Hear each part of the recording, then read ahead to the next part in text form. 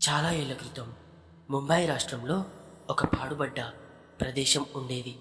అక్కడ ఒక పురాతనమైన బావి ఉంది. ఆ బావి కొన్ని కారణాల వల్ల మూతపడటం జరిగింది. అయితే ఆ బావికి సంబంధించిన కథ ఏంటంటే అది శాపింపబడ్డ బావి. ఆ బావిలో ఎవరైతే ఆత్మహత్యలు చేసుకొని మరణించారో వారి ఆత్మలు ఆ బావిని వెంటాడుతూ ఉన్నాయని అంటూ ఉంటారు. అలాగే ఈ కథకి తగ్గట్టే చాలామంది ప్రజలు ఎవరైతే ఆ బావిలో మరణించారో వారి ఆత్మలు బలి కోరుతూ ఉంటాయి అని, అక్కడికి వెళ్ళకూడదు అని నమ్ముతూ ఉంటారు.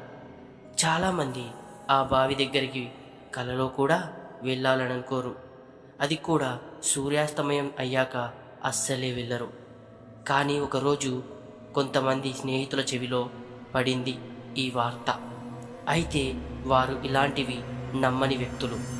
ఇలాంటివి వింటే ఎలాగైనా దాని గురించి స్వయంగా తెలుసుకోవాలి అని ఆతృత గల స్నేహితులు. అందుకే వాళ్ళే ఆ శాపానికి గురైన బావి సంగతి ఏంటో తేలుద్దామని బయలుదేరారు. కొంత సమయానికి ఆ బావి వద్దకి చేరుకున్నారు ఈ గ్యాంగ్. కానీ వాళ్ళు గమనించింది ఏంటంటే అంతా వాతావరణం బాగానే ఉంది, కానీ ఈ బావి చుట్టుపక్కలనే విపరీతమైన గాలి వస్తుంది. వాతావరణం అంతా విచిత్రంగా ఉంది. ఇదంతా చూసిన ఆ స్నేహితులకి ఏదో తెలియని అలజడి అనిపించింది. అంటే వాళ్ళు కూడా ఎలాగైనా ఈ సాహసం చేసి తీరాల్సిందే అని ఆ స్నేహితులు నిర్ణయించుకున్నారు. అయితే వాళ్ళ వెంట తెచ్చుకున్న తాడుని బావిలోకి వదిలారు. ఆ బావిలోకి మెల్లిమెల్లిగా దిగారు. అది చాలా లోతైన బావి, పైగా నీరు కూడా లేవు. కాసేపటికి బావి అడుగుకి చేరుకున్నారు. చూస్తే అక్కడ ఏమీ లేదు. అంతా చీకటి, నిర్మానుష్యమైన ప్రదేశం అని వారితో వారే మాట్లాడుకుంటున్నారు.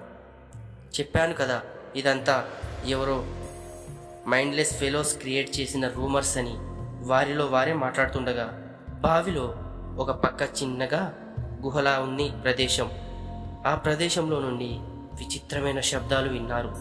ఆ శబ్దాలు చిన్నగా మొదలై మెల్లిమెల్లిగా పెద్దవిగా మారావి. అప్పుడు ఆ విచిత్రమైన శబ్దాలు విన్న తర్వాత ఆ స్నేహితులు ఒక నిర్ధారణకు వచ్చారు. జనాలు చెప్పింది నిజమే, ఇక్కడి మనం మాత్రమే లేము, ఇందులో చనిపోయిన వారి ఆత్మలు కూడా ఉండుంటాయి అని అనుకుంటూ ఉన్నారు. భయంతో వణుకుతూ తిరిగి వెనక్కి వెళ్దాము అని తాళ్ళు పట్టుకొని ఎక్కుదామని ప్రయత్నించారు. కానీ ఆలస్యమైంది. ఆల్రెడీ అక్కడ ఉన్న ఆత్మలు వాళ్ళని చుట్టుముట్టేశాయి. వాళ్ళు ఏడుస్తూ అరుస్తూ ఉన్నారు, ఎవరైనా ఉంటే కాపాడండి అని. కానీ ఎలాంటి సహాయం అందలేదు. ఎందుకంటే వాళ్ళు మాట్లాడేది ఎవరికి వినిపించనంత లోతులో ఉన్నారు. అయినా ఆ బావి వైపు ఒక మనిషి కూడా రాడు.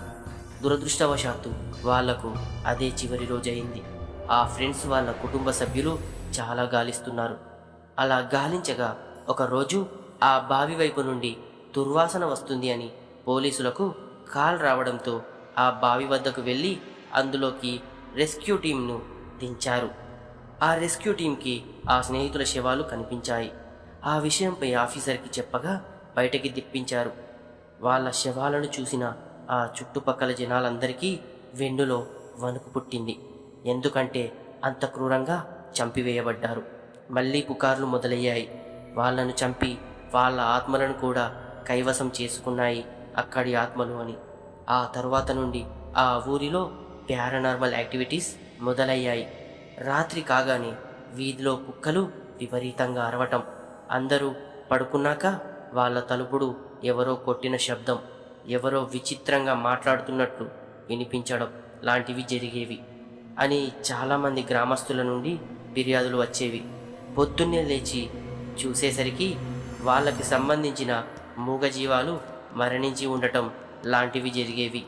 ఇదేదో ఊరికి అరిష్టంలా ఉంది అని కొందరు పెద్ద మనుషులు చర్చించుకొని ఆ బావి అంతు చూడాలి అని ఆ బావిలో ఆ స్నేహితులు చనిపోయిన తర్వాత నుండే ఇలాంటివి జరుగుతున్నాయి, ఎలాగైనా ఆ బావిని శుద్ధి చేపిద్దామని ఆంజనేయ స్వామికి చాలా వీరభక్తుడైన గొప్ప వీరాంజనేయులు అనే ఒక అయ్యగారి ఊర్లోకి తీసుకువచ్చారు. ఆ స్వామికి జరిగిందంతా చెప్పారు.